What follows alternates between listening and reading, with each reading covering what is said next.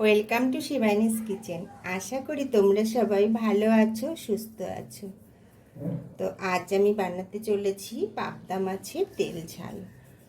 প্রথমে একটু নুন দিয়ে দিলাম, একটু হলুদ দিয়ে দিলাম, আর একটুখানি সর্ষের তেল দিয়ে দিলাম। এবার এই নুন, হলুদ আর তেলটা মাছের গায়ে একটু ভালো করে মেখে নেব। আর মাছগুলো না আমি এরকম চিড়ে চিড়ে দিয়েছি, যাতে করে সব মশলা ভালো করে মাছের মধ্যে ঢুকতে পারে। তো নুন হলুদ খুব ভালোভাবে মাখিয়ে নিয়েছি। এবার মাছগুলো একটু ভেজে নেব। ফ্রাই প্যান প্রায় গরম হয়ে গেছে। এবার দিয়ে দিচ্ছি কিছুটা সর্ষের তেল।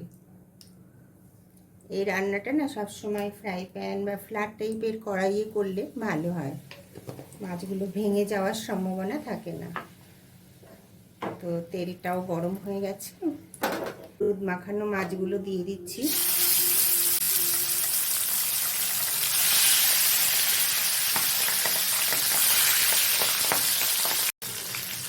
মাছগুলো না খুব সাবধানে ভাজবে, কেননা এই মাছ থেকে না তেলের মধ্যে মাছগুলো দিলে পরেই না ছুটে ছুটে আসে তেলটা। আমি গ্রাইন্ডারেই মশলাটা করব, তোমরা চাইলে শিলেও বেটে নিতে পারো। তো এখানে আমি নিয়ে নিয়েছি কিছুটা আদা, 4-5টা কাঁচা পাকা লঙ্কা মিলিয়ে, আর একটা পাকা টমেটো। আর এই একই সঙ্গে আমি কিছু গুঁড়ো মশলাও অ্যাড করে দেব। হাফ চামচের মতো কাশ্মীরি লঙ্কার গুঁড়ো, হাফ চামচের মতো জিরের গুঁড়ো, আর হাফ চামচের মতো ধনের গুঁড়ো, আর সামান্য একটু গোলমরিচের গুঁড়ো। গোলমরিচের গুঁড়ো আমি বেশিরভাগ রান্নাতেই অ্যাড করি, কেননা গোলমরিচের গুঁড়ো দিলে রান্না খেতেও যেমন টেস্টি হয়, আবার হজমেও সাহায্য করে। সামান্য একটু জল দিয়ে দিলাম। এবার ভালো করে পেস্ট করে নেব। মশলা তো হয়ে গেছে, মাছও ভাজা হয়ে গেছে। এবার তুলে নেব।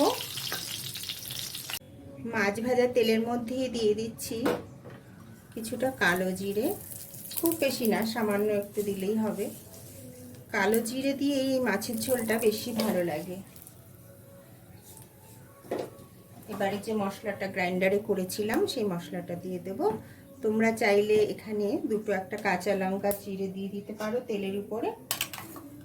আমি দিচ্ছি না, কেননা আমি পরে কাঁচা লঙ্কাটা দেব। গ্রাইন্ডারের জারে একটু জল দিয়ে যে মশলাটা লেগেছিল সেটা ভালো করে একটু ধুয়ে দিয়ে দিলাম। কোনো মশলা ওয়েস্ট করা যাবে না, তাই না? এবার গ্যাসের ফ্লেমটা একটু বাড়িয়ে দিলাম।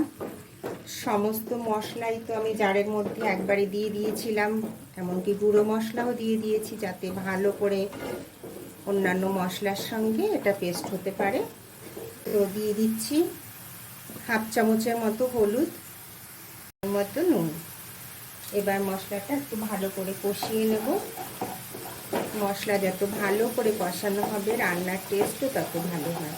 বেশি তেল মশলাযুক্ত খাবার খাওয়া যেমন ক্ষতিকর, স্বাস্থ্যের পক্ষে ভালো না, তেমনই একেবারে সাদা মাটা হালকা পাতলা রান্নাও রোজ ভালো লাগে না খেতে।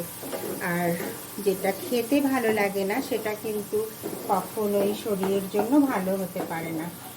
এই রান্নাটি কিন্তু ভীষণ কম সময়ে খুব সহজে হয়ে যায়। তো তোমরা তাড়াহুড়োর সময় এই রান্নাটি খুব সহজেই করে ফেলতে পারো, খেতেও যেমন দারুণ সুস্বাদু হয়। তো মশলাটা খুব ভালোভাবে কষানো হয়ে গেছে। মশলার গা থেকে দেখো তেল ছেড়ে দিয়েছে। এবার আমি দিয়ে দেবো এর মধ্যে পরিমাণ মতো গরম জল। এটা জলটা তোমরা তোমাদের চয়েস অনুযায়ী দিতে পারো। যারা একটু বেশি ঝোল খেতে পছন্দ করো তারা একটু বেশি জল দেবে, যারা মাখা মাখা খেতে পছন্দ করো তারা সেইভাবেই দেবে।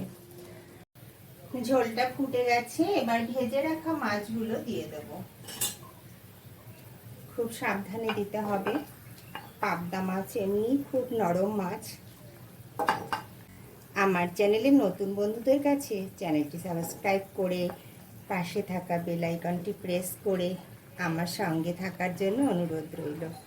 আর পুরানো বন্ধুদেরকে আমাকে সাপোর্ট করার জন্য অনেক অনেক ধন্যবাদ। তো মাছগুলো দিয়ে দিলাম। এবার ঢাকনা বন্ধ করে 2-3 মিনিটের মতো একটু ফুটিয়ে নেব, যাতে করে ঝোলটা ভালো করে মাছের মধ্যে ঢুকতে পারে। 3-4 মিনিট হয়ে গেছে।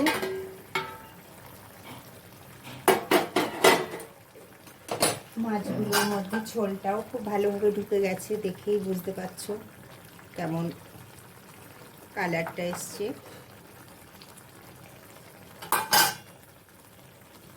এই স্টেজে কিন্তু নুনটা একটু চেক করে নিতে হবে।